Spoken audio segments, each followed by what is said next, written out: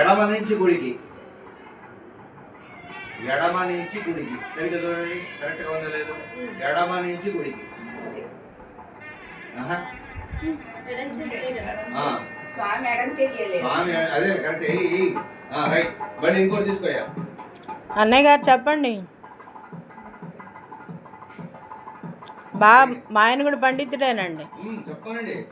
నేను ఖాళీ ఎందుకు కూర్చోవడం చెప్పగా. ఓం యజ్ఞోపవీతం పరమం పవిత్రం ప్రజాపతేర్య సరయం పురుస్తాత్ ఆయుష్యమగ్రం ప్రగమంచ శుభ్రం యజ్ఞోపవీతం బలమస్తు తేజ. రెండో చేశారు, మూడోది మూడోది చేస్తున్నారు. వేడి. ఓం యజ్ఞోపవీతం పరమం పవిత్రం ప్రజాపతేర్య సరయం పురుస్తాత్ ఆయుష్యమగ్రం ప్రగమంచ శుభ్రం యజ్ఞోపవీతం బలమస్తు తేజ. ఇది యజ్ఞోపవీత. ఎన్ని రకాల ఎక్కడ ఏ పనికి పనికిరానటువంటి మానవుడే. చనిపోయిన తర్వాత వాడికి ఎందుకు పనికిరాదు, మిగతా వాడి అన్ని పనికి వస్తాయి. మానవుడి శరీరం మాత్రం దేనికి పనికిరాదు. ఒక ఆవు శరీరం తీసుకోండి, చక్కగా చెప్పులు కుట్టడానికి వస్తాయి. తర్వాత చక్కటి డోళ్ళు వాయించే మధ్యలో వాటికి ఉపయోగపడతాయి.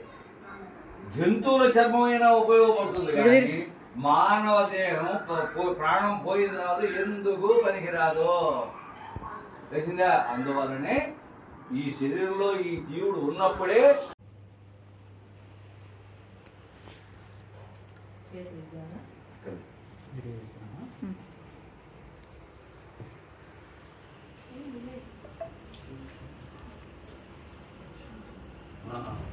అమ్మకి ఏమా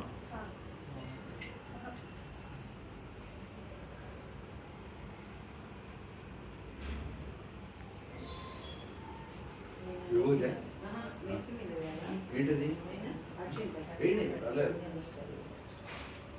అందరూ పరమాత్మ సంబంధించిన వాడు. ఇందులో ఎక్కువ తక్కువ లేదు.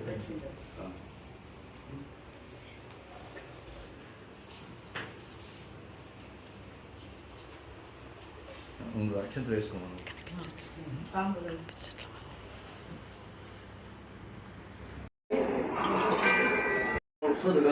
పూయమానః అభిచంద్రావర్తవేనో హిరణ్యాభ్యస్వాన్నో దేవసోమ ఓషధైతి కండులాన్. కాస్త బియ్యం వరుణదేవుడు మొట్టమొదటి చూడడం కలిసం.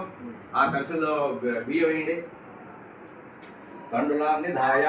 ఓం ఓషధే సంవదంతే సోమేన సారాజ్ఞా యస్మై కరోతి బ్రాహ్మణస్తకం రాజాన్ పారయామసే ధాన్యరాజు ప్రాగ్ దక్షిణ. ఇక్కడ మళ్ళీ అట్టగా ఇటు ఉత్తరము దక్షిణం పెట్టినటువంటి కలశాలు కూడా వేయండి.